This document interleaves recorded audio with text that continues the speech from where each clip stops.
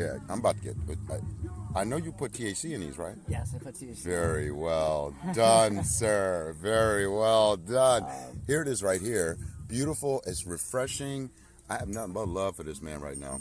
I have two daughters. I probably sell them to you real quick just for a lifetime of mojitos. One of my favorite cocktails is Southland too. And I actually saw a video on how they make it in Cuba, where they actually had all the ingredients with the ice inside and the soda. Okay. Gently muddle. You want to be delicate with mint, because if you agitate too much, you're going to bruise, and it gives off more of a bitterness taste. Nobody would want that. How long you been doing this now? Roughly, actually, about 10 years, a decade. Yeah, you're already so you're in your journeyman phase.